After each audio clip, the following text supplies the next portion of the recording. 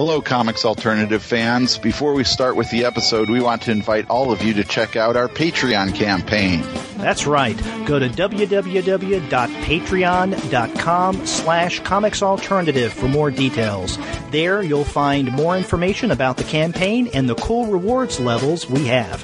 For as little as $1 a month, you can help us maintain good quality comics talk, and the more you contribute, the more perks you get.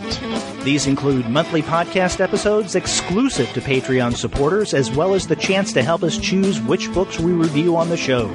So be sure to visit www.patreon.com/comicsalternative and become one of our proud podcast patrons.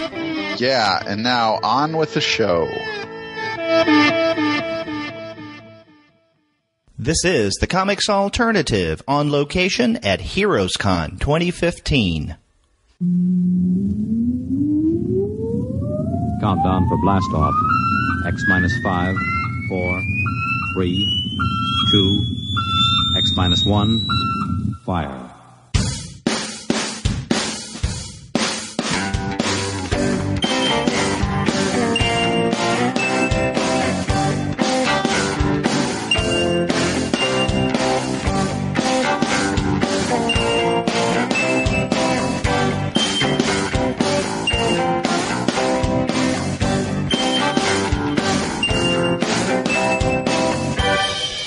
Hello and welcome to another episode of the Comics Alternative on location. I'm Derek. And I'm Andy, and we're two guys with PhDs talking about comics. And this is a special kind of on location episode. Andy and I were all three at HeroesCon this past weekend, and while we were there Friday through Sunday, June 19th to the 21st, we spent a little time every day talking about, what the con was like for us that day. Usually we recorded these toward the end of the day, and we thought we'd pull those little clips together as an on-location show to give our listeners a sense of what we were going through, what we were experiencing there at the con. Yeah, so if listeners were not able to come to the con and experience it, we kind of gave you a little bit of a wrap-up of what we experienced. And actually, we did meet several listeners to the show, which was great. Yeah, that was one of the highlights of the con for all of us, I think, and we commented on that a few times. The fact that people came up and said, "Hey, I've been listening to you guys for a while. I just wanted to meet you. Keep doing what you're doing," and we appreciated that. So, and we also, I think, at least I hope, got a number of new listeners as well. They came by and they wanted to know more about what we did. Yeah, it was really nice. You Derek, you had that really nice sign-up sheet for, we'll contact you with updates and things like that. And we really filled that sheet up really quickly and started on a second sheet before I thought we would. Yeah, well, I want to listen to those segments, but before we do, we want to let all listeners know that this episode of the Comics Alternative on location is brought to you by the great folks at Discount Comic Book Service. Go to their website, dcbservice.com, for all of your comics pre-ordering needs. There you'll find all DC, Marvel, Image, and Dark Horse titles at 40% off of the cover price if you pre-order. For all of the other publishers, you'll find that those discounts are 20 to 35% off cover price, and every single month you're going to find incredible specials, and June is no exceptions. Now, sometimes those specials are at 45% off. Sometimes they're at 50% off a cover price, but often the discounts are even more impressive than that. And as you've come to expect, you're also going to find lots of great bundles over at DCB Service. In the month of June, we have a DC New Series bundle. Actually, strike that. We've got two DC New Series bundles, a DC Returning Series. We also have a Valiant bundle. That's the 10 newest Valiant titles, and a Vertigo bundle, the 5 newest Vertigo titles.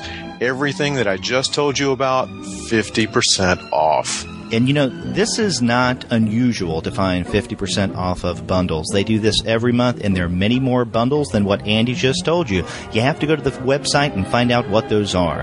That's dcbservice.com. Go there for all of your comics pre-ordering needs. And after you do get your comics there, please be sure to drop them a line and tell them that the two guys with PhDs sent you.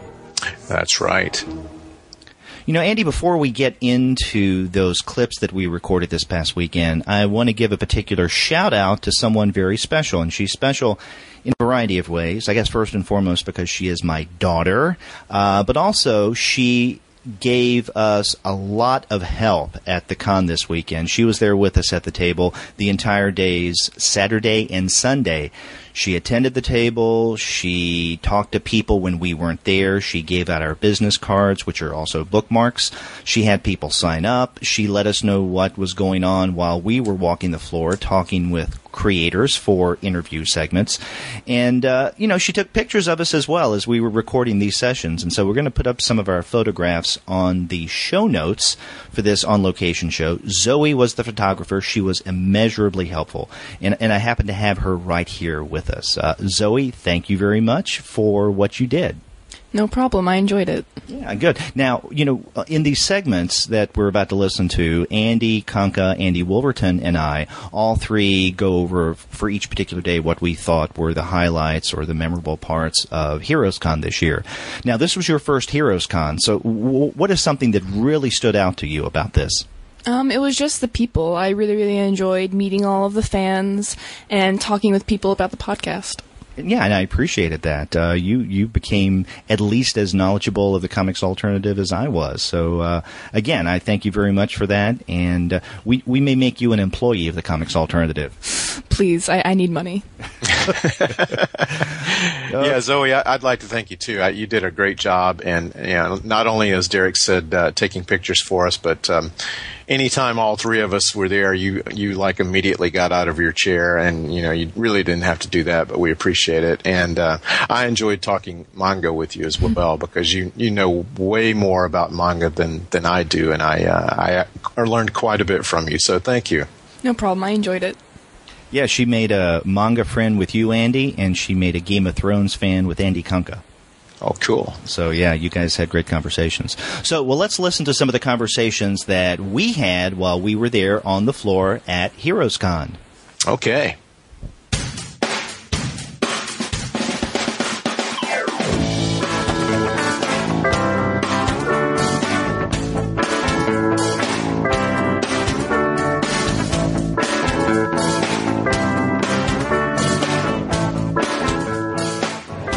Hello and welcome to the Comics Alternative on location at HeroesCon 2015. I'm Derek.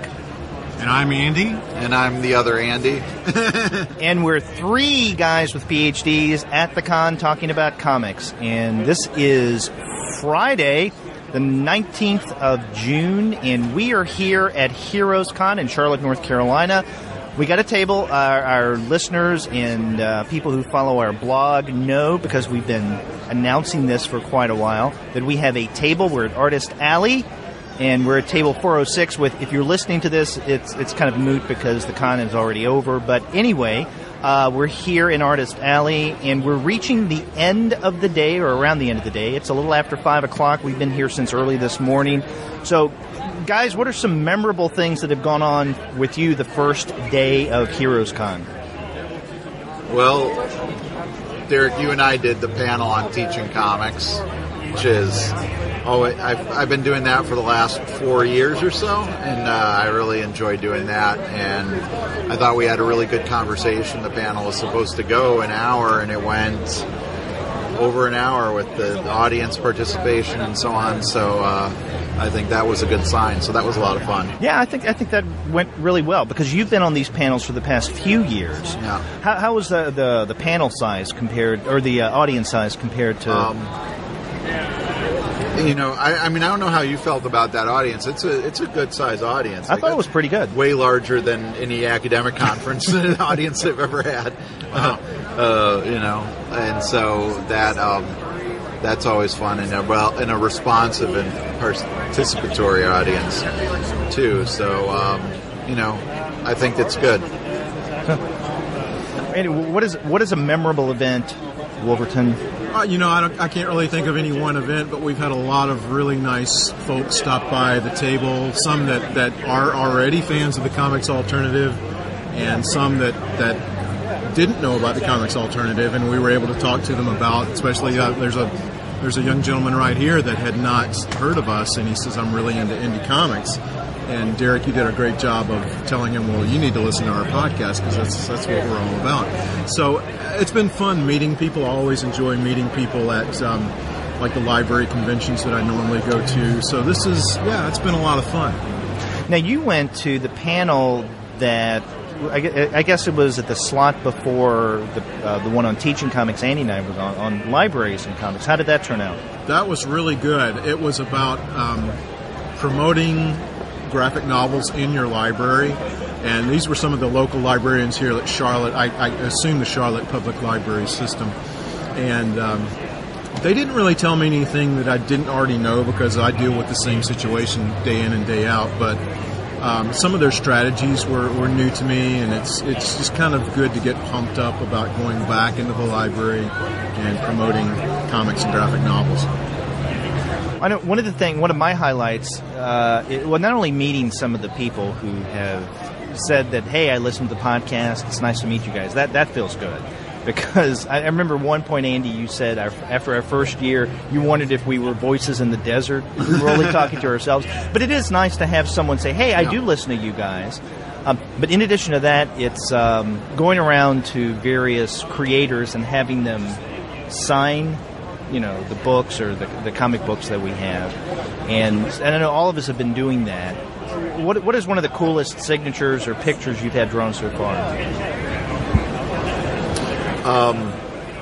Well, Andy and I actually were in line for Matt Kent together, and Matt Kent I always like to pick his stuff up here because he'll does really nice sketches and so on in the books. Plus, as we were talking about earlier with his graphic novel Red Handed, that he lights it on fire in one page, and you get your own unique copy of that book if you buy it from him. So I always seek out Matt Kent early on in HeroesCon to get to talk to him too. He's great to talk to and get some of his recent stuff. And someone else we have to have on the podcast. We have not interviewed him yet. Yeah. I really enjoyed getting to meet Stuart and Catherine Emonen. And, if anybody's listened to the last podcast that we did, Derek, I was really excited about Russian Olive to Red King. And they do a really, really cool thing when they sign the book.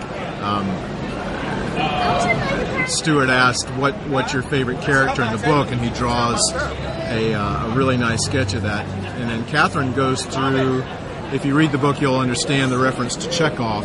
She goes through a Chekhov book of stories and writes down the first word of every line of that and integrates that into the signature. So it's really, really cool. Yeah. I know with me it was going over to Keenan and Tom Neely and having them sign the Humans as well as other things, and Tom, the guy, the someone giving the finger, the disembodied hand giving the finger. So yeah, he did it on my copy too, and I told him, wait a minute, I bought that for my kids. Yeah, because that's a kid-friendly title. Kid-friendly book, yeah. Nice all-ages title. Yeah. In fact, did you listen to our interview with... No, I haven't yet because I wanted to read the book first. Oh, it is...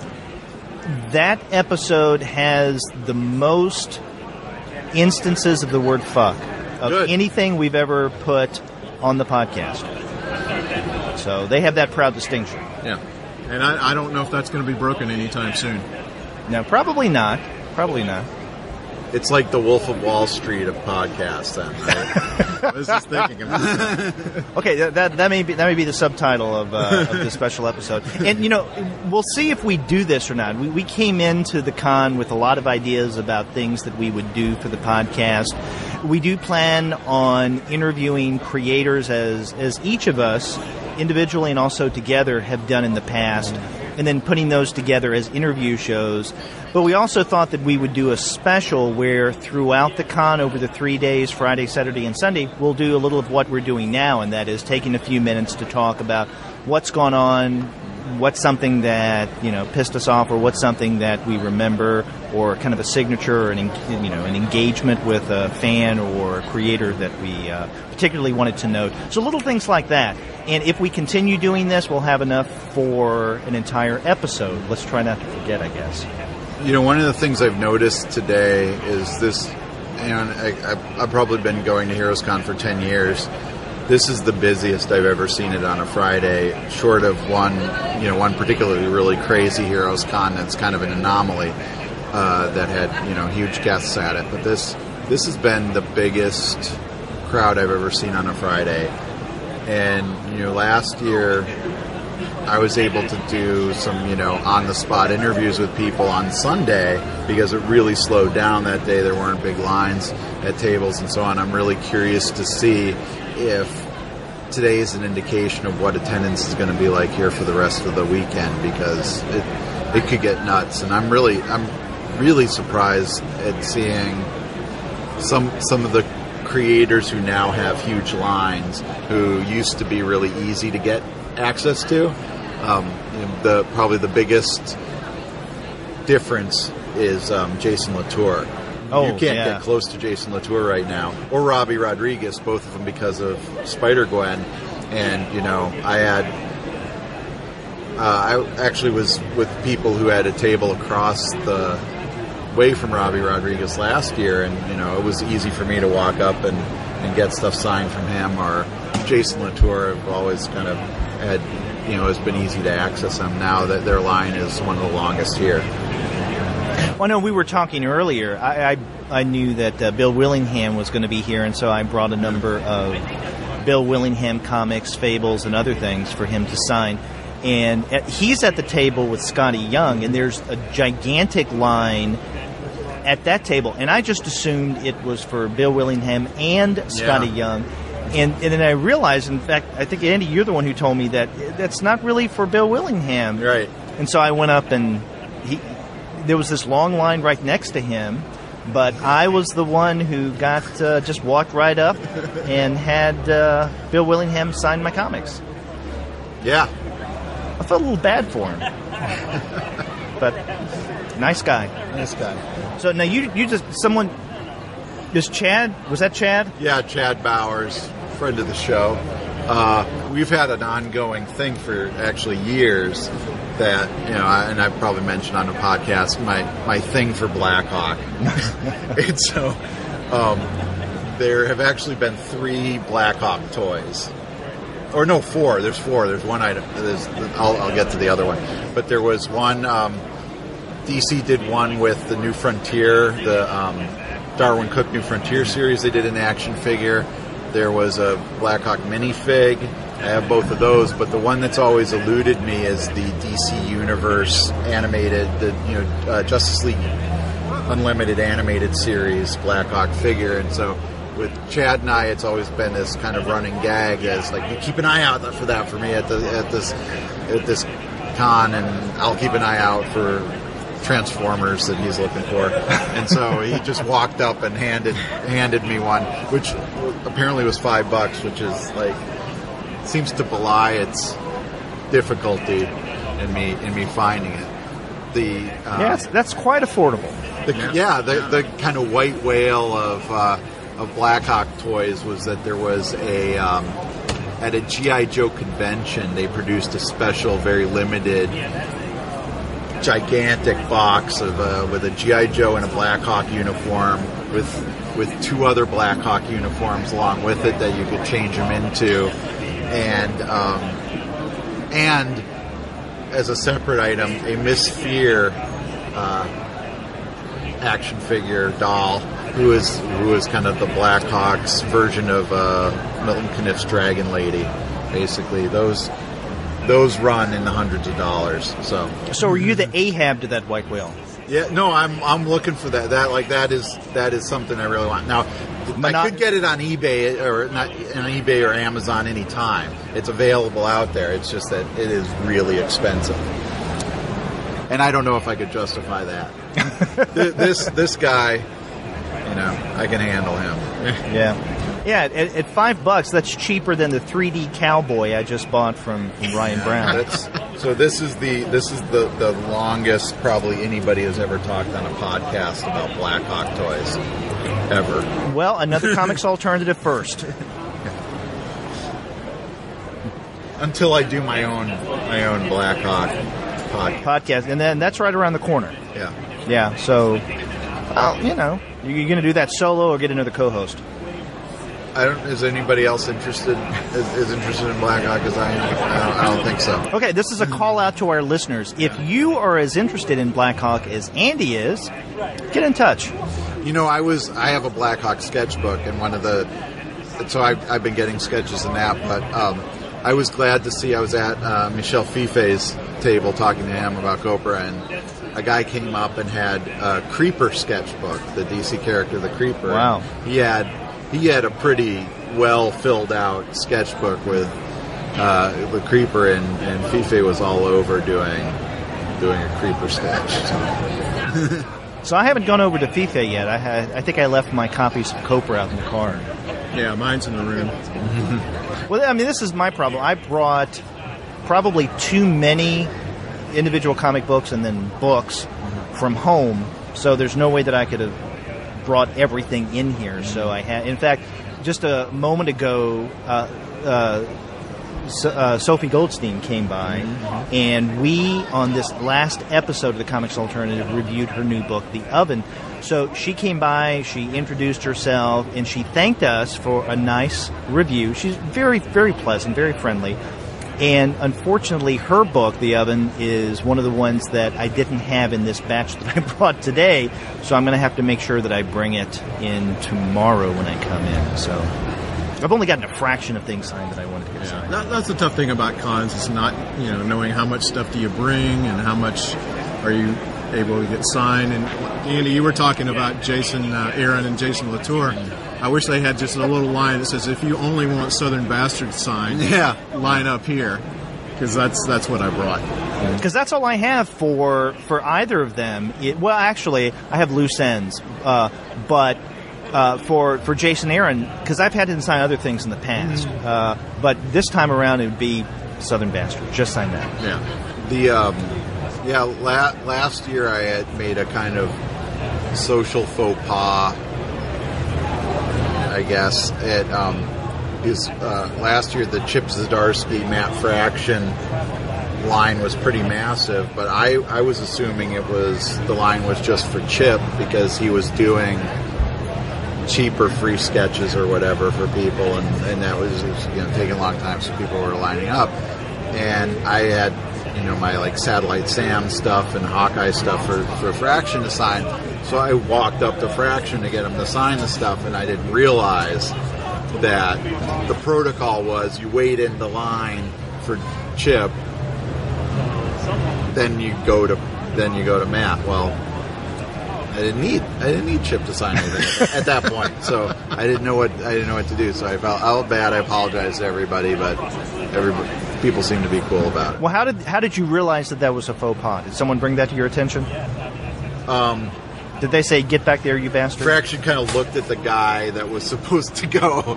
It's that I unawares cut in front of and said, "Is this okay?" And the guy's like, "Yeah, don't worry about it." See, I feel like being an academic, you can get away with things like that because your head's elsewhere. I feel bad about that though, because I kind of hold other people to task for their bad behavior in social situations. So I got to own it when it happens to me. Yeah. So you were doing the George Costanza. Yeah. Yeah. Every day is the George Costanza.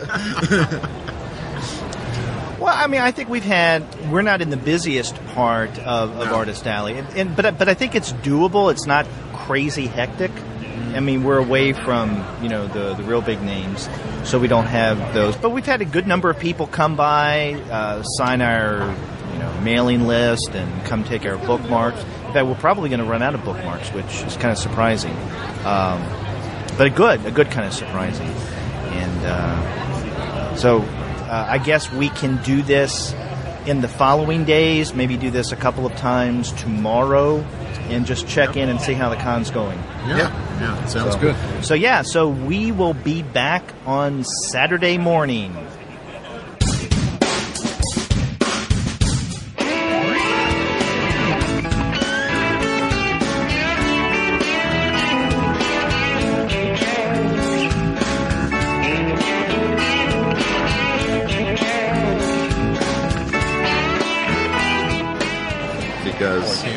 Because Fu Manchu is not in the public domain. So. We are at day 2 of HeroesCon 2015, and Andy, I'm sorry I caught you in the middle of sharing the stash that you just picked up. This has been a very active day. There was a lot that was going on Friday, but there are many more people here on Saturday, which makes sense, but we've had many, many more people come by the table and express interest. So we feel kind of important, or at least a little more than yesterday, so that's cool. Yeah, we've had a lot of people that came up and said, I listen to the podcast regularly, and I think, Derek, our response is, you do? Yeah, it's good to hear this. Yeah, I mean, we know that people download and listen to the show, but those could be ghost numbers for all I know. When I see an actual human being saying, "Hey, I listened to the show and I have for a while," that makes me feel good. So. Yeah, no, I agree. I'm busy. Sorry. I'm going through my stash. Well, as Andy goes through his stash, let's bring someone else on the podcast who is part of the panel. Okay. And Will, how has this is Will Allred. How has the con been for you outside of the panel? It's been pretty great. I usually try to set up with the artist on the book that I did, Diary of Night, Gene Gonzalez. So I've been hanging out with him a little bit, hanging out with some other artist friends, and just walking around. There's a tremendous amount of people here. Tremendous. I mean, it's standing room only in some places. Yeah. But it's nice talking to people and just talking comics. The panel yesterday was great. The panel today was, I think, really good too. Yeah, we went to a panel on race and representation in comics, and we weren't on that panel, but we listened to it. So that was another good. That would be great. It would have been a good one to record, and I'm sure that is it the Dollar Bin guys who record that? Yes. Yeah. I bet you that, they'll put sure it up. they did. Now, they're going to share the one that we were on, so we hope to get that up as an episode. Yeah. So, hey, you'll be on I'll be on that, yeah. They did that last year, too, right? Yeah. With the panel I was on, so we were able to link to that. Yep, we definitely got that. Oh, yeah, we were on that one together last year. That's right.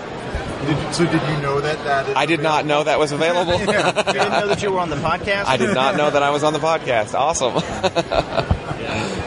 So yeah, they share. That's good. So I think it was a great panel yesterday, and I mean today's definitely different, active, and so one of the things Andy's still going through his stash. I have to share one title that he gave me, and it is Wonder Book of Rubber. And now, and what was it? You went and just got a whole batch of comics for when I think price? of rubber, I think of Derek Royal. Yeah. Well, that may be our new tagline. We're going to ditch two guys with PhDs talking about comics, and when I think of rubber, I think of Derek.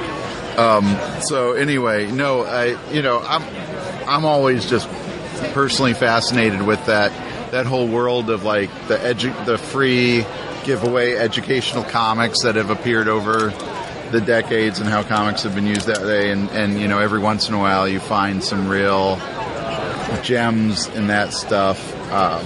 Sometimes you find stuff that's really good, like the Martin Luther King and the Montgomery story. Other times you find this the wonderful world of rubber. And actually, this book starts with a little bit on Christopher Columbus, the first European to learn about rubber. And then we get a bit on waterproof shoes, and it goes from there to 1870, and Dr. B.F. Goodrich establishes the first rubber plant in Akron. So this is going to be some interesting reading.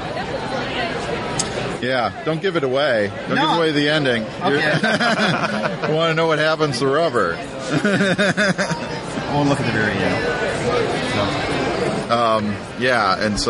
And then I don't know. One of the things I like to look for, and this was definitely the case yesterday as well as today, is just try to, comics have been around for decades, and it's a weird world sometimes, and some crazy stuff got out. So I'm always looking for weird romance comics, which was what I got a load of just now. Westerns, the 1960s Lois Lane comics, where they're always wondering about how is Lois ever going to marry Superman, all that stuff. That's fun. I don't know if that counts as alternative. Well, it doesn't matter. I mean, you don't find a lot of comics podcasts talking about the kind of weird stash they found. No, that's true. I mean, yesterday I found really weird stuff, but I'd never heard of. So, well, how weird did it get? I found this comic that Dell put out that I'd never heard of before called Drift Marlowe's Space Detective. And I thought, this is great. It's a science fiction comic. No, it is not a science fiction comic. Drift Marlowe is literally the head of security for NASA. He never leaves the planet. He just investigates astronaut-related mysteries in the 1960s. What kind of crap is that? It is. But somebody's, Mr. and Mrs. Marlowe, decided to name their kid Drift. What is Drift going to do? Become a space detective. Become a space detective. NASA. Yeah, and it's not. I mean, they don't call it NASA, but in there, but it is. That's what you assume it is. And even paging through it, you see Drift wearing what looks like a kind of Flash Gordon costume. I'm like, so maybe it is a science fiction book. But no, Drift goes to a costume party. And dresses in that outfit, so it's not even. That's even more bait and switchy than you might have even originally expected. So, what kind of crimes does he investigate? Who took so many paper clips from the office? Someone driving across the country wearing a diaper to kill her lover's husband. That sounds familiar. No, that doesn't happen. But that could. In the modern day Drift Marlowe reboot. That's what we need. That's what we need. A Drift Marlowe reboot. Can we pitch that to Image, maybe? Law and Order Cape Canaveral. Yeah. Wow. Well, let's see if that's in the public domain, and if so, guys, I think it isn't. I think it isn't. Darn it. I did extensive research last night, and apparently Drift Marlowe was a long-running newspaper comic strip that went from 1961 to the early 70s. No, for those comic historians out there who listen to the podcast, there's your little gem. Yeah. Well, I never heard of it, but. Yeah. Well, Andy Wolverton, what kind of finds do you have today? Well, I was out of comics for so long, and we've had this discussion before, and I'm trying to pick up some of the stuff that I missed before, and some of the stuff that I haven't seen, and I know we've talked before, and I was talking to Andy before. I was a big Marvel guy growing up, and I read very little DC, so I'm getting some of the old DC archives and trying to kind of get caught back up in some of that stuff that I missed first time around. Yeah. So I don't know if I've gotten much. I guess one of my takeaways today, in addition to we get a lot of people coming by and talking with us about the podcast, is the incredibly long lines some of these creators, even more than yesterday, have just received. And I just couldn't believe it. What's the name of the creator who's here who does Black Sod? I'm drawing a blank. Yeah. Did you get to see him? No, I didn't. I have the first Black Sod that I would like for him to sign, but when he started to sign, and this is Juanjo Guarnido, and there you go. Thank you, Will. The line was wrapped around the island of tables. And so no way in hell am I going to stand in line as much as I would like to have him sign that. But that's great, though. That's great to see a work that's that good, that high quality, also attracting a huge audience. And not just like the big names. I mean, nothing wrong with the big names, drawing that. Like, I still haven't gotten anything signed by Jason Aaron because, the lines are just really too long. Yeah, and I probably won't. I brought Southern Bastards, but it's the chances of me getting to see those guys are slim to none. And that's interesting because I do have, I think my Southern Bastards #1 came out at about this time last year, and so because I have that signed, I think probably by Latour, because I don't think Jason Aaron was here last year. So, well, I know 2 years ago he was here because I had him sign my Scalped comics. Yeah. But it was much easier to get to him. oh yeah, Yeah. And I think it's the Star Wars comic that's probably drawing the people here. Yeah, well, the Marvel work and the Star Wars in particular. But I've seen at least one person here dressed in cosplay from Southern Bastards. Yeah. Yeah. The coach? Yeah. No, not the coach. In the first cycle, the protagonist, or who you think is the protagonist. I guess he is the protagonist. The father who comes back home.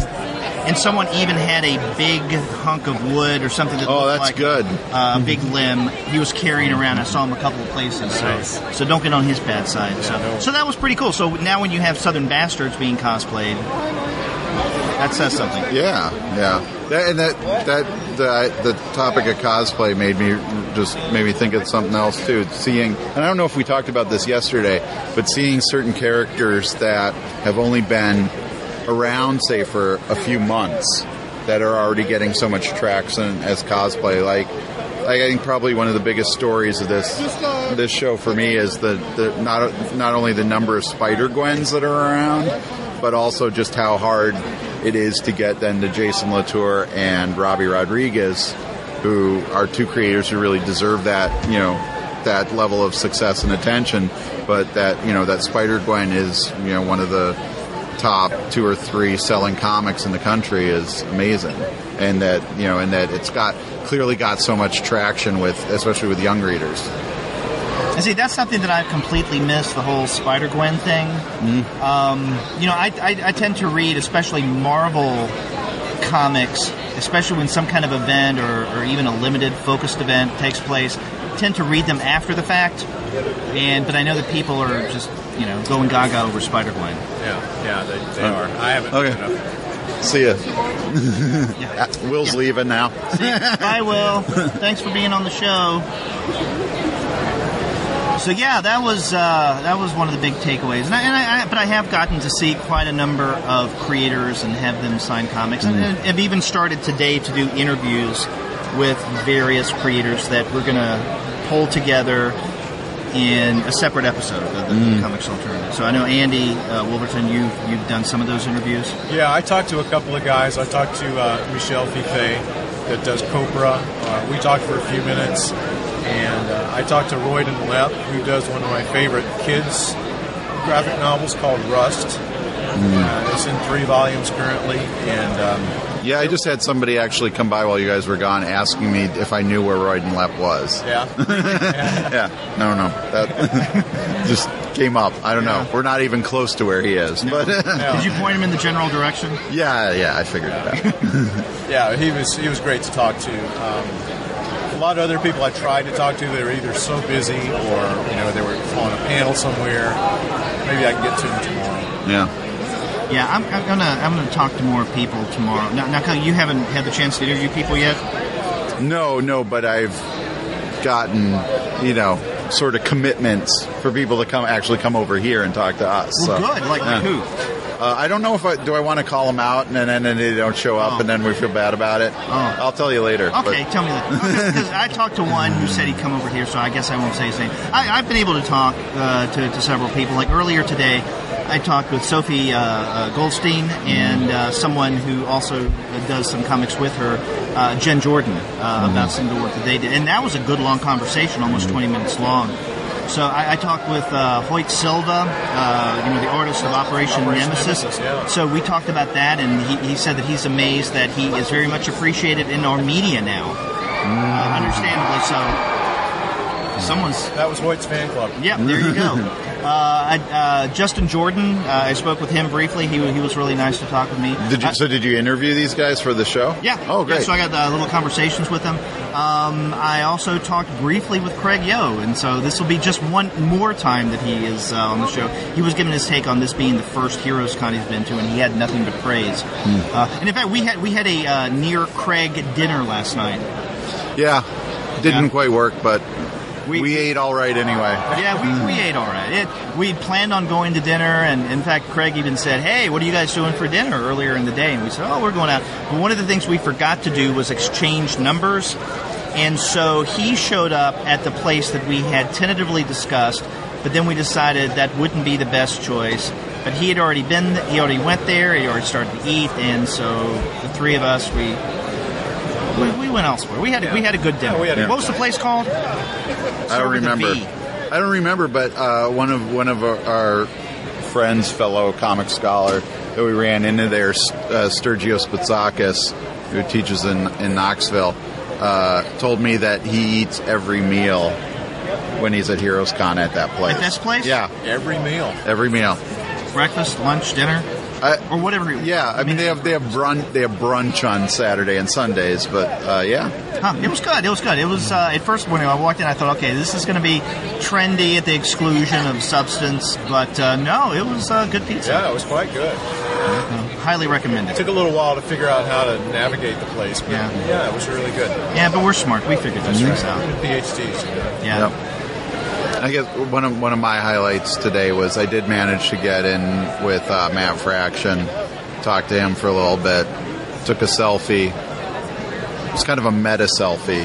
I was taking a selfie of him taking a selfie of us. And in fact, we've put that up on our Facebook page as well as posted it on Twitter. So if you haven't seen it, go dig around and search for it. It's fun. And then he wrote in my copy of Sex Criminals Volume 2, Let's Play Doctor. I have my Matt Fraction books I wanted to sign, but I'm going to have to catch him tomorrow before the crowd comes. Yeah. So he is only signing tomorrow, I think, from 11 to 1. What time will he get here? It opens at 11, right? Yes. Well, if I can catch him right before the crowd comes in. Right. Or get in line at least before, because that's kind of what I ended up doing was right about. I happened to be over there talking to people we know. Robert Wilson IV is tabled right by them, and I happened to see him show up, and there was almost no line, so I quickly grabbed my stuff and got in. And the thing with Matt is, he's an incredibly friendly guy, and so he sits and and chats with people for a while. So even if the line doesn't look like it's long, you may be waiting for it because he wants to give everybody their chance. They've been sitting there for a while waiting for him, give everybody a chance to feel like they got out of the encounter what they needed. Yeah, and I was able to catch Chip Zdarsky right before the doors open, and actually about 30 minutes before the doors open, and he was basically, in fact, he was talking with Robert Wilson, just hanging out and setting up, and he said, "Sure, I'll sign your stuff," and he said he wants to be on the podcast. So after San Diego, he said, get in touch with him, he'll be on the podcast, and you said that Matt wants to be back on the show. So if we can get both of them together for an interview, that's going to be wild.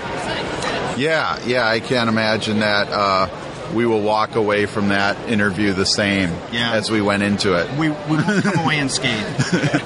And in fact, that seems to be a refrain we're getting from a lot of creators is like after San Diego, like the whole kind of creator, almost like the way academics are.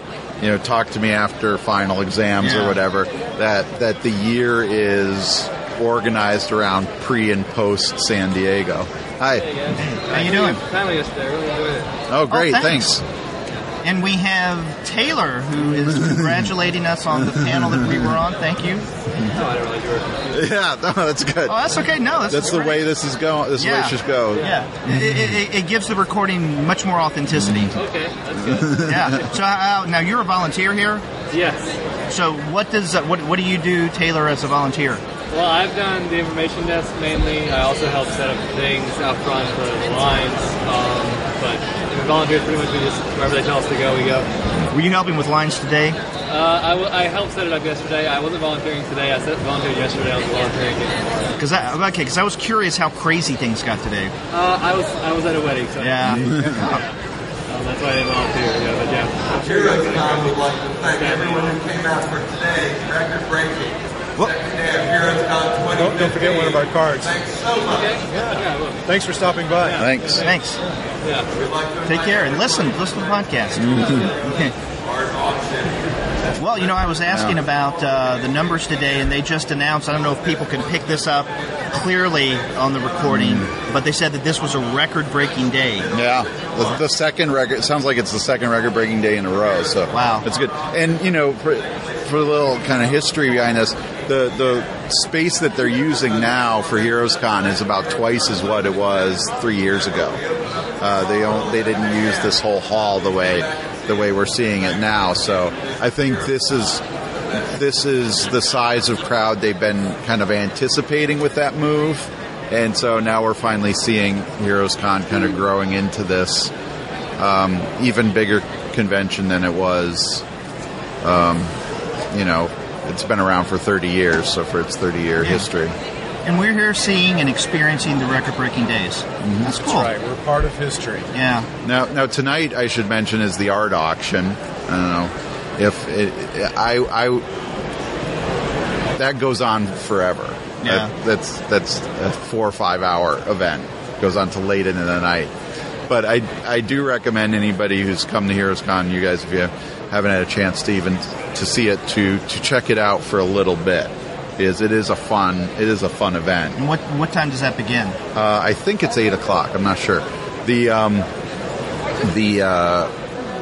artists, what the art auction is, the purpose of the art auction is that the artists who come here donate a piece to the auction.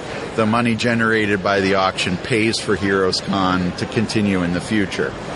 And so there's heavy competition among the artists to see who can be the one who gets the highest bid, or for many artists to see how from year to year their value grows. Right? The stock rises, right? And so it's actually does get pretty exciting when you see. I think there were a few years where Adam Hughes, who isn't here this year, was getting $4,000, $5,000, $6,000 for his pieces, and then one year Mark Brooks came in with a piece that beat Adam Hughes's record, and it's kind of escalates from there. And a lot of these guys who are kind of a part of that competition show up in smoking jackets. Nice. And so they're all hanging out in this room. I wouldn't recommend trying to stick around for the whole thing. It does get long and it gets warm in there. But it is a cool phenomenon to check out for a little bit. So I don't know if I'll be able to make it just because of my home having to be with my family, but you're going to check it out? Yeah, I may stick my head in and see what it's like. Yeah.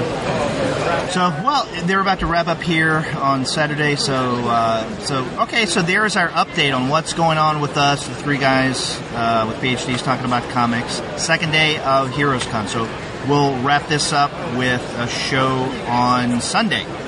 Yeah. So I'll talk with you guys then. Great. Okay. Bye.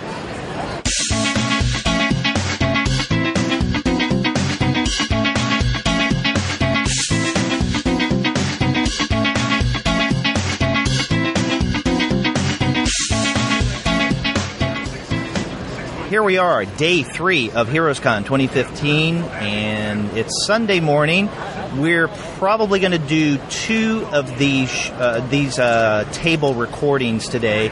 We have over the past couple of days been doing these at the end of the day, where we share with each other, what the day at the con was like. But we wanted to get one out of the way in the morning because, Wolverton, you're going to be heading back home because you drove down here. You're going to be leaving after this, right? That's right. I'm going to start the long drive here, and actually as soon as we wrap up here. Yeah. So we wanted to make sure to get you on this Sunday show. Now, Andy, you hung out at the art auction last night. Did you go, Wolverton, as well? No, I didn't make it, but I regret not going because I saw a lot of stuff on Twitter, and it just looked incredible.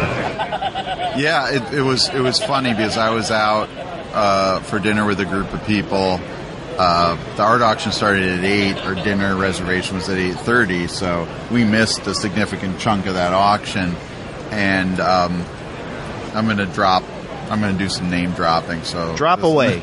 And so 2 of the people that were at dinner were Ming Doyle and Joe Quinones. And when we got to the art auction, it was just about over, but their 2 pieces hadn't gone up yet. In fact, Joe did a kind of jam piece with Babs Tarr, who draws Batgirl. He drew the 90s Superboy, and she drew that same era's Supergirl together. It was a really beautiful piece. Like really, both their styles really mesh well.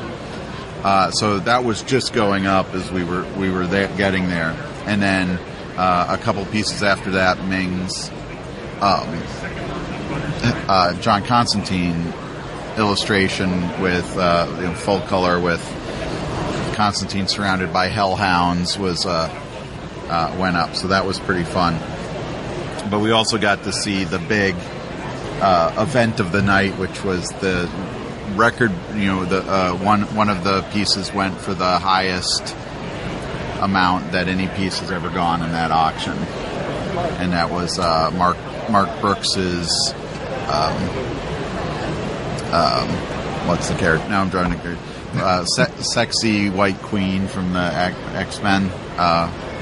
Emma Frost. Emma Frost. Yeah. And I say sexy white queen is like, well, that's redundant, right? Yeah. White queen, doesn't have a modest costume. It wasn't like White Queen in a sweatsuit on Sunday morning eating Haagen-Dazs.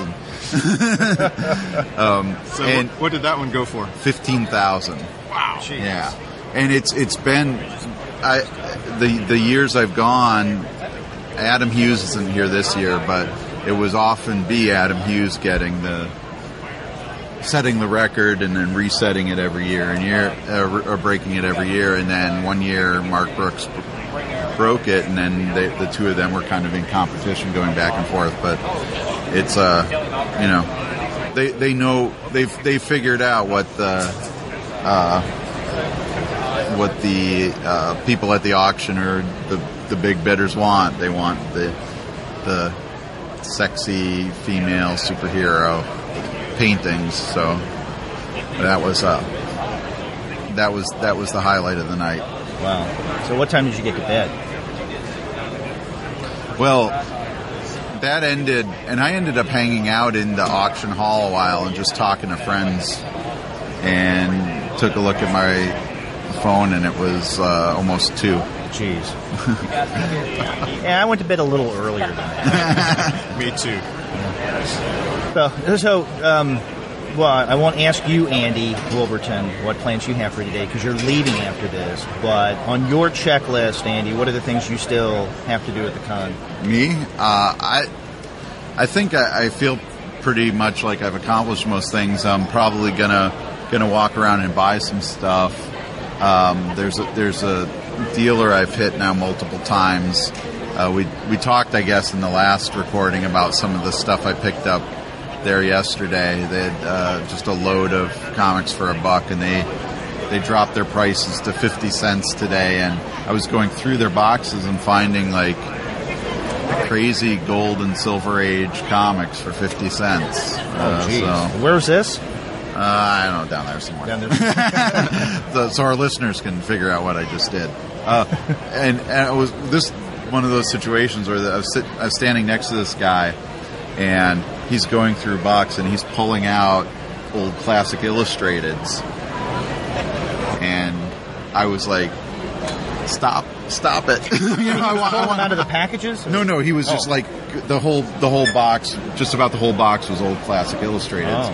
And I'm not a classic illustrated collector by any means, but there's a handful of those that I'm curious about, interested in, and so he's getting pretty much get them all. And then I'm looking at him, he's like, yeah. He's like, my kids like these. I'm like, I can't really fault you then. Yeah. But how do you know he had kids though?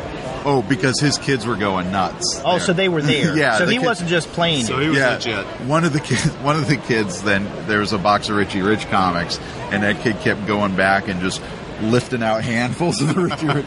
He should have just had somebody carry the box over for him, because he pretty much took everything. And the dad's like, "Are you sure you don't have those?" It's like, "Yeah, I know I don't. Yeah, wow.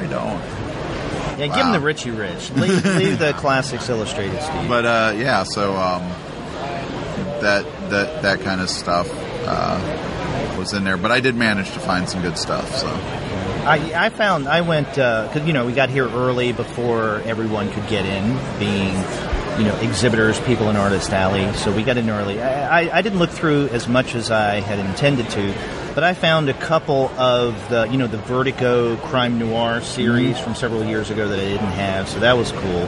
And then I found a copy of The Bogeyman, which I have some individual issues, but I but not the complete story. So I found the collection of the graphic novels. So that was pretty good. That's what, like, the Humphrey Bogart bogey being. Yeah.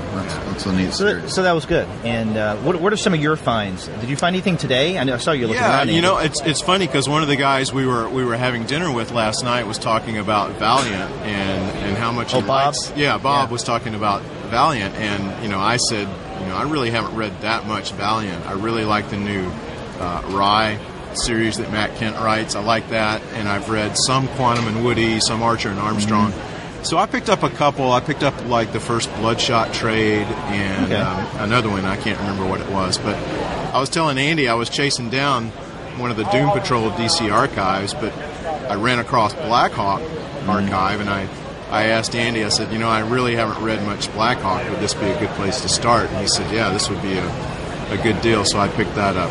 Oh, you did find it? Yeah, I found it. I found it. Cool. And picked that up. Yeah. That's I don't know how DC's archive program is still, if it's still active or not. I don't know if they're still producing. I don't think it's still doing anything, but so they only ever did one of the Blackhawks, and I kind of wish they did more. But a lot of that's the era that was published by Quality Comics that DC bought later on, and so a lot of those comics are also available digitally since they're in the public domain, technically. Who knows? I might get hooked. Yeah, and you can go around like Andy and just talk about Blackhawk all the time. Now, how would you compare Blackhawk to something like that I am more familiar with, like Enemy Ace? And I know it's a completely different story, but yeah, well, Blackhawk's an interesting phenomenon, and one of the reasons why I'm interested in it, not just as a fan, but kind of as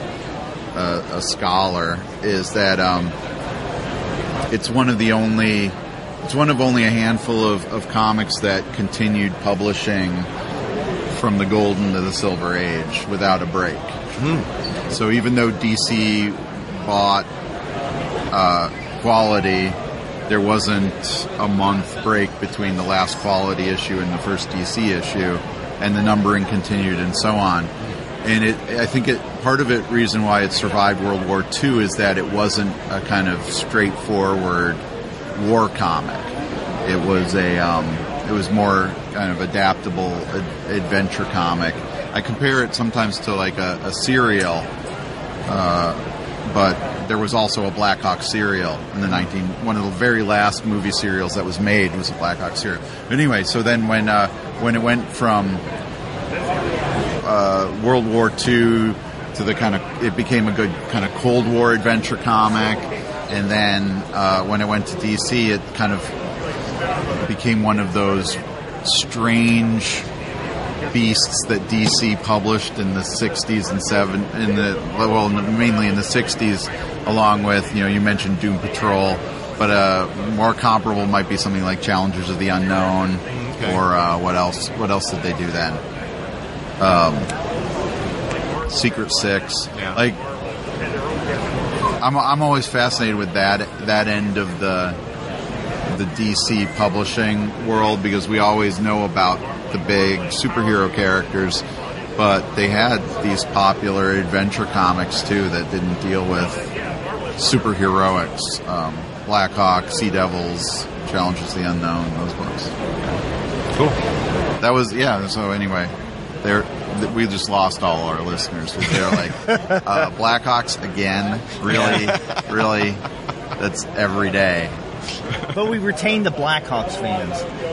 Yeah, and I think we're going to get a 1-star iTunes rating that says, why doesn't that jerk just get his own Blackhawk podcast and shut up? It could be that same guy, Cobra 99. Cobra 99. Yeah, and I still remember their name on iTunes. Yeah.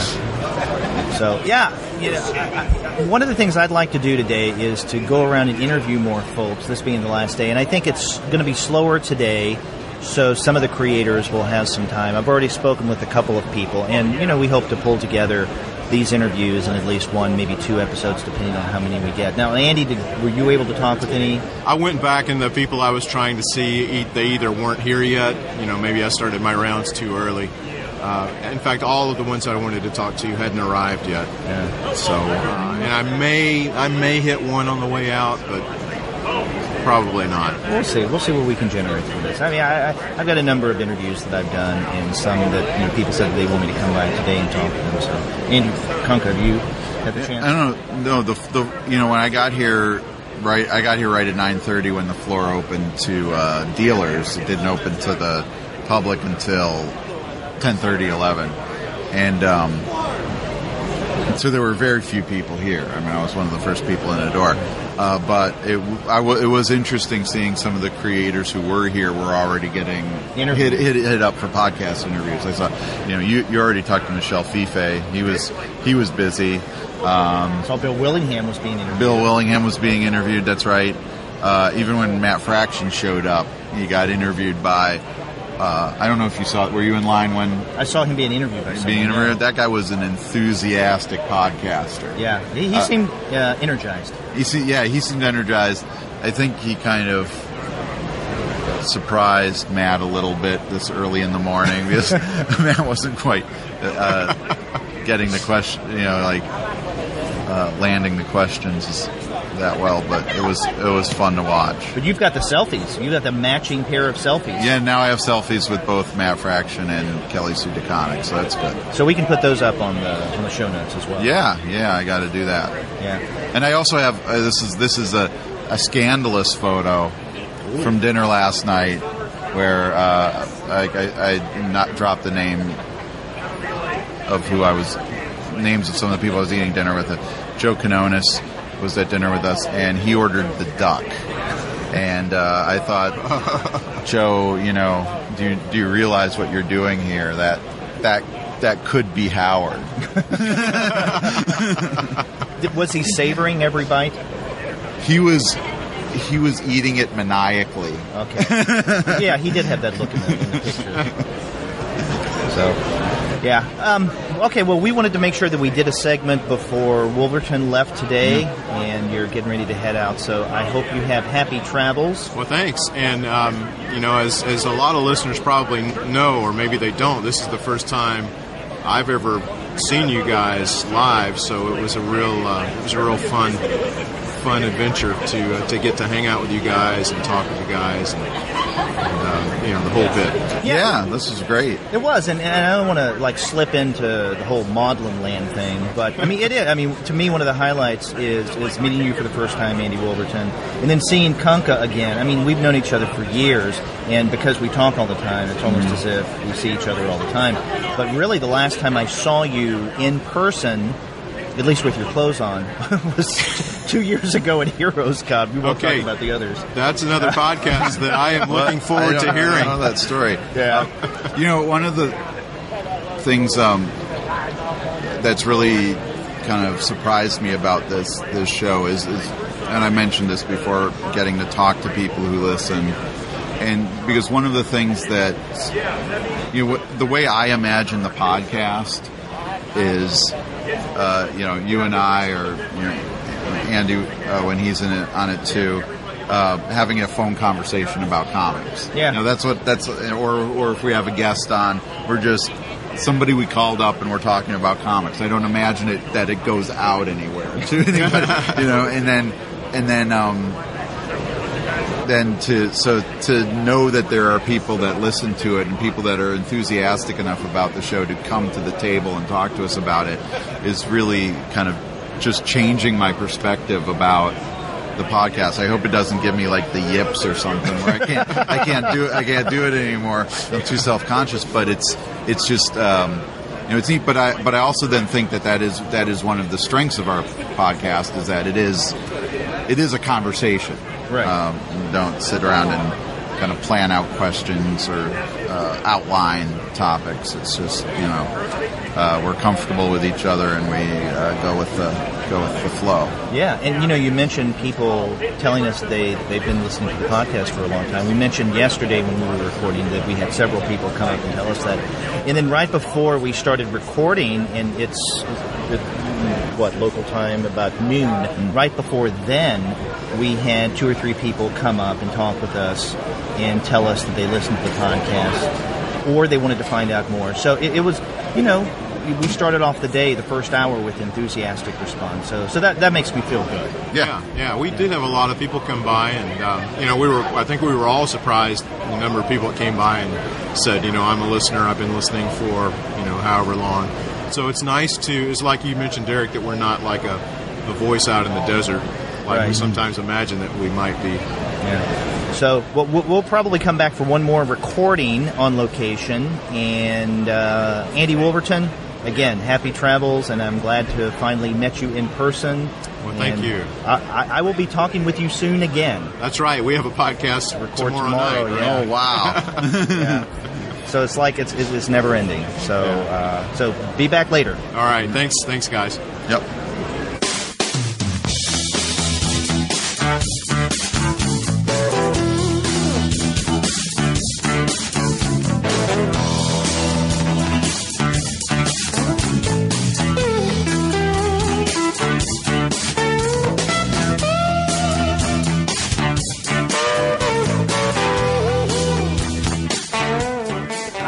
I'm dog tired. Oh yeah, I'm beat too. I've been spending more time today at the booth than I did other days because I'm tired. Hey, Aaron. Hey, Aaron. In fact, Aaron, one of our listeners and contributors to the blog, just came up. Aaron Cashton. Aaron, how has the con been for you? Great. I spent way too much money, I think. Now I'm heading back to the airport. Oh, you heading back now? Yeah. Oh, so I'm glad we caught you right before you headed out. Yes, it was nice to see you both. Nice to see you. Nice talking with you. Actually, I wanted to ask you a question that's nothing to do with the podcast. What, me? Did I remember right? Did you recommend the new Starfire book on Facebook? Yes. Okay. Yeah, I thought it was the best Starfire comic, and possibly the only good Starfire comic not written by Mark Wolfman. So yeah, did you read Prez? Not yet, no. I think I'm getting it this week. I'd be curious to see what you think of it because you're interested in that kind of like comics that target mainstream comics that target audiences that aren't adult white males. I will be writing a review of it eventually on my blog at the Ogre Discoveries.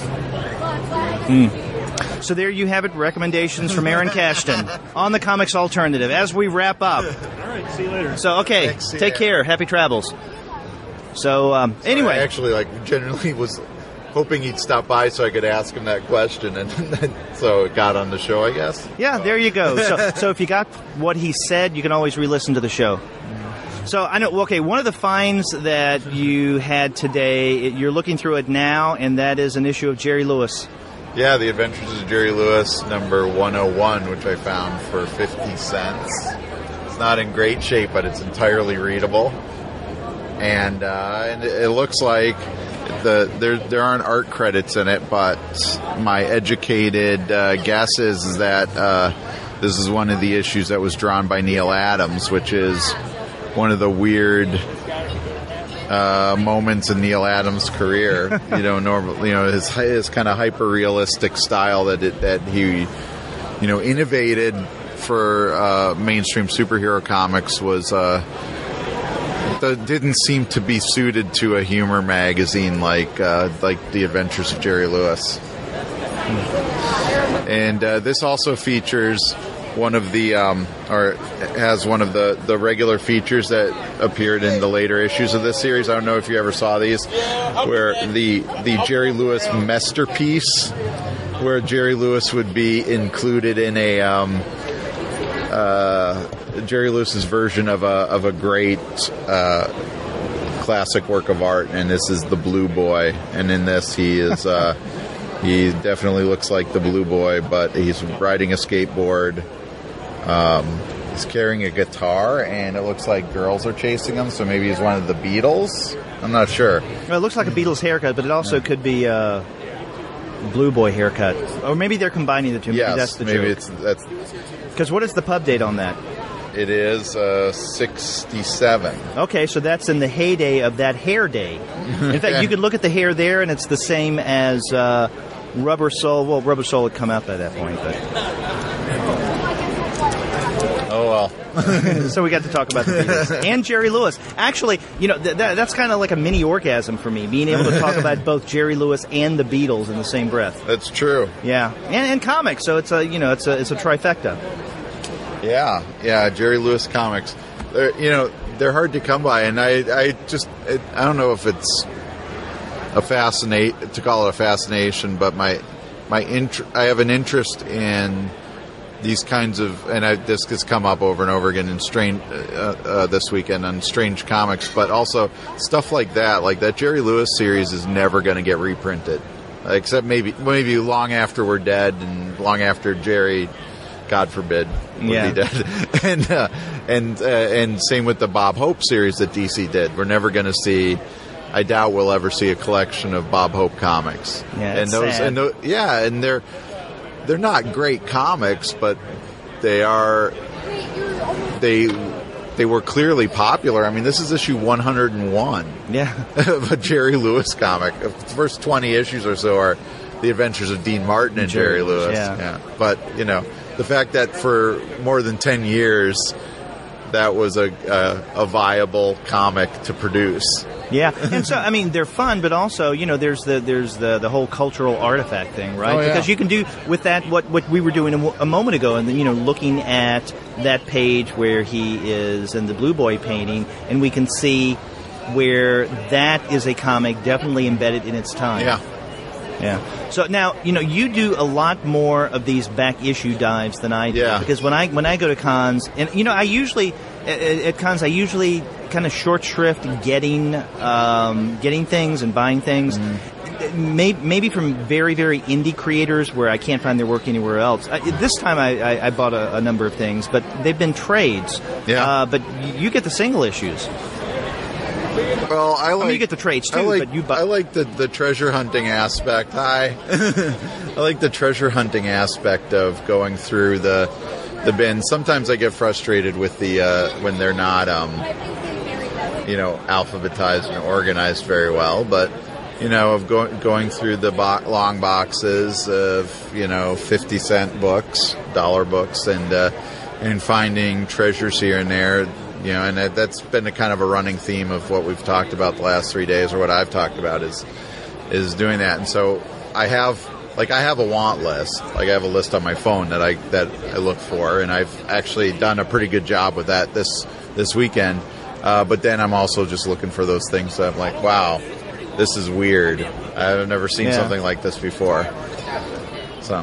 Yeah, I want to do something like that. I think I'm afraid that I'll start doing it, and then that'll just sap all of the time. And by the end of the day, I'll realize, I was going to interview this guy. I was going to pick up something here or there, get something for my daughter. And what have I done? I've basically just, gone through the long boxes. But, if I had more time, I would definitely do that at the con. We're at the end of the day now. I don't have the time. But, what is something that, not necessarily that you regret, but you wish you had gotten around to here at HeroesCon?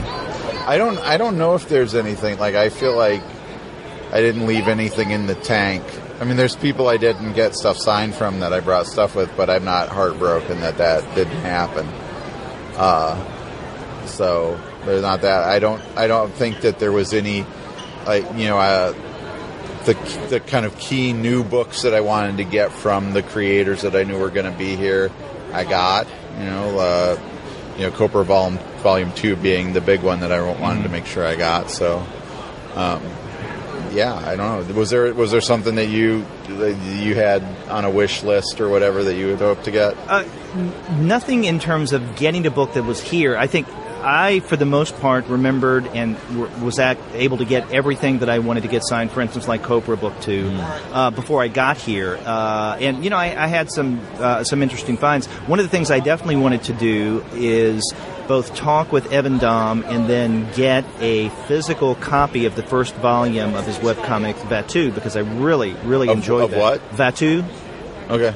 And it's great. And so I did get to talk to him briefly, and we'll put that on a separate episode where we have a series of interviews with different creators here at the con. But I also was able to get that first volume of his. So that was something that I was glad that I got the chance to do. So in that sense, I did what I wanted to do for the most part. And I think I wish I'd had the opportunity to see a couple of creators and get some things signed. Like you, I'm not heartbroken, but it's with the big name people, right? So I just a little while ago, I went over to the line of Matt Fraction because he started to sign again for today.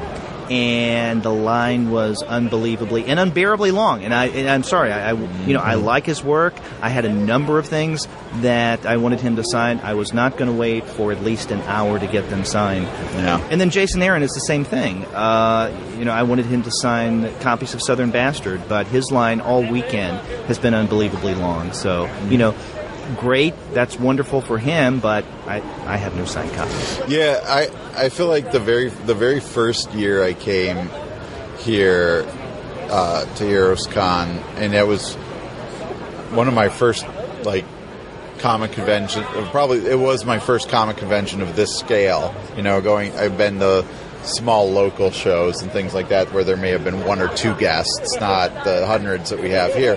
I really learned my lesson about how I did things wrong that first year, which was blowing a large amount of the show standing in line. And I just don't see that anymore being of value. That those signatures aren't worth the time I wasn't spending talking to friends or even shopping for that matter, or going and checking out new stuff or going to a panel or anything like that. There's so many better ways to spend time. Now, one year, and I don't know why HeroesCon hasn't done this since then, there was one year that they didn't really have a lot of names that were generating huge lines, but the one that I remember that was George Perez, who I really wanted to see. And he was doing cheap sketches, too, which was amazing, to get a George Perez sketch. So what they did was you got in line and they gave you a ticket. And like, this is your number, check back. And if you come back and your number's not ready yet, you can get in line in that spot. Or if you come back and your number is passed, you can go to the front of the line. You can be the next person in line. And that was great. So I left for 2 hours, went and did some stuff, came back, and walked right to the front of the line. And got a sketch and got that taken care of. I wish they would do that kind of line management with some of these others. Yeah, because some of these are rather unwieldy. I mean, when you have people from HeroesCon who are organizing things saying, you need to break up the line, you need to move, you need to let people through, and especially yesterday with the big crowd that we had. I mean, that can be a problem. And this was when HeroesCon was using a much smaller space than they are now, about half the space. And I think part of their reason for that solution that they did with Perez was that vendors around his that island that he was on were complaining that nobody could get to them because the line was wrapped around. And so now they seem to have managed it so that the big names are on the end of an island, and then there's a big aisle there for the line to go through. But it's still, it's still hard to get around those areas where there's that kind of congestion. Yeah. Well, another thing that happened at this con that may have been a problem for many artists here, and I've spoken with several people today, and this seems to be almost a common theme, and that is the problem of Stan Lee. Now, Stan Lee came in yesterday for one of these signings, and of course, you have to pay big bucks for a photograph with him and get his autograph. And a number of people told me today, and I've been going around doing a lot of short interviews with different creators, and several people have commented on the fact that they didn't make, especially yesterday, the kind of sales that they had hoped to, and they wonder if it had anything to do with Stan Lee coming in, basically, sapping all the financial air from the room, and then, people come in, they get their signature and photograph with Stan Lee, they paid the bucks for that, they come down, they walk the floor, they have less bucks to spend on the floor with these creators. So, I mean, I don't know if that's the case, but several people have brought that up. Yeah, I mean, to put it in perspective, it was something like $200 a signature for Stanley. That much? Yeah, $500 gave you some kind of package deal where you actually got to meet Stanley at a cocktail party or something Friday night. But if you wanted just one book signed, it was $200. Jeez. And I think you got a photograph with him with that. Maybe that was more. But if you wanted to have family members in the photograph, you had to pay $10 per person to be in the photo. I mean, that's Stanley's makes the money when he comes to these things. And the people are paying it. Yeah, I mean, he's a big name. Actually, he's there's no denying he's a personage. But how old is he now? He's in his 90s. Jeez. And I saw him here a couple of years ago. Had the good fortune of getting in the elevator with him, so I didn't have to pay for it. He's a spry. He was like about 89, I guess. Yeah. At that time, So maybe they won't be propping him up anytime soon for the signatures. We'll see. But being more positive. Okay, so let's switch to the positive. Yeah. So, what is the most exciting, positive, upbeat aspect of HeroesCon for you? This is the kind of accumulation of years of coming here. Is that it's this kind of destination where there are people that I normally I only see here, and now you and I get together here, and that's even better. But that it's become an annual get together with friends that are my friends through HeroesCon. Mm-hmm. Yeah, it's like when I used to go to a lot of academic conferences, there were some conference friends that I would only see at these conferences. Exactly. And then they become close friends because of the conferences where you keep in touch afterwards. I think so that was your highlight is the it's always just the social aspect of HeroesCon is my favorite part. Yeah, I was going to say something similar, and I mentioned this earlier when we were recording with Wolverton before he had to leave, and I really do feel that the highlight for me was being here with the two of you guys. Mm-hmm. It does feel that you and I see each other all the time, but we don't. The last time I saw you was 2 years ago. Right. So, that really was the highlight of this. But, I always, in addition, I appreciate the opportunity to talk with some of the creators, some of which we've spoken with several times before. They recognize you. They say, hey, how's it going? Glad to talk on the show again. And, some meeting for the first time. That's the thing that I enjoy most about conferences or cons like this. God, you can tell I'm tired. And that is, another reason I don't want to stand in line. I think, I could be talking with someone right now. I could be introducing myself to an incredible creator, and I'm waiting in line for a signature. So that's the highlight for me as well. So I think this has been successful. If we're able to do it next year, I would be all in for getting another table at HeroesCon 2016. Yeah, and I think that to add to asking, what the positive stuff was, getting to meet listeners. Yes, was probably the biggest thing. And I think it was this year too. It was a nice combination of both having a table to promote the podcast, but also that we did that panel. And I've also had a lot of people coming up since then and saying, hey, I saw the panel, I really liked it. And then we get into a conversation about teaching comics, which is, always fun. Yeah, and you said you talked with a number of people this afternoon as you were setting up the table, and I was out gallivanting about. Yeah. And it's interesting to find out where people have heard of us from, and it seems like we've gotten some nice kind of cross promotion from other podcasts. Oh, that's good. Yeah, and people even saying that they heard about us through just casual conversation with people here at the convention. So,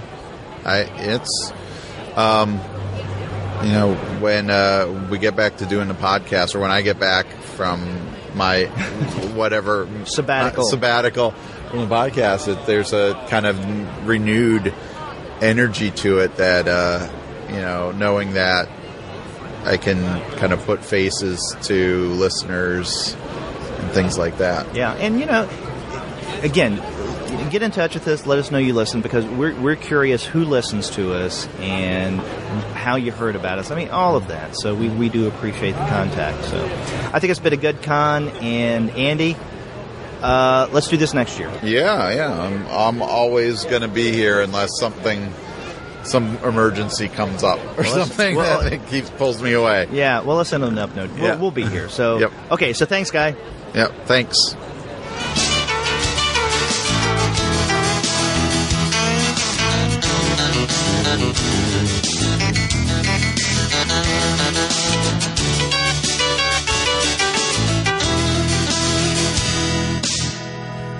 Wow, Derek, we covered so much stuff at the con, and we saw so many people. This was really, really great. And you mentioned it was Zoe's first HeroesCon. It was also my first HeroesCon. So this is definitely a con that I want to come back to, not only as a member of the Comics Alternative, but just as a fan.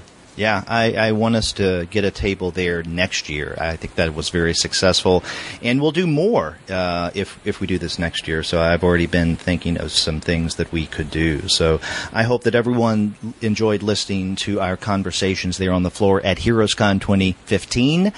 And, with many of the creators that we had mentioned during our conversations, you can find their work at our sponsor's website if you do a search there, and that's Discount Comic Book Service. Go to their website, dcbservice.com, for all of your comics pre-ordering needs. And after you do go there to get your comics, get in touch with us and let us know the kind of things that you're going to be reading. If you go to our website, comicsalternative.com, you'll see a tab on the right-hand side of your browser that says Send Voicemail. Click it, and from the comfort of your own desktop or your mobile device, you can send us a message through the wonders of SpeakPipe. It's very simple. Or if you want to be difficult about it, call us the old-fashioned way. Our phone number is 415-3-COMICS. That's 415-326-6427. And if you want to keep up with the latest news, you can check out our Twitter page. And we are at the number 2 guys with PhDs. You'll get updates on what's going on the podcast as well as the blog, and we thank you so much for retweeting all of our tweets. Yeah, and there was a lot of retweeting over the past several days while we were at the con and posting things. You can also get in touch with us via email. We are 2guys@comicsalternative.com. You can get in touch with me directly. I'm Derek at comicsalternative.com. And Andy? I am Wolverton at comicsalternative.com. That's right. You can also find us on Facebook, on Tumblr, on Instagram, and on Google+. We also have a YouTube channel, so you can listen to the podcast that way. But you can subscribe to the podcast through iTunes. You can also stream us on Stitcher, and you can find us on TuneIn. But as always, you can find every single one of our episodes, as well as our growing list of reviews and comics-related commentary that we post on the blog, and that's at the website, comicsalternative.com. Yep, there's all kinds of ways to get in touch with us and see what we're doing. That's right. And, we'd like to hear what you think about our HeroesCon on location show. So get in touch with us and let us know your reaction. Yes, please do. And until then, I'm Derek. And I'm Andy. We'll see you later.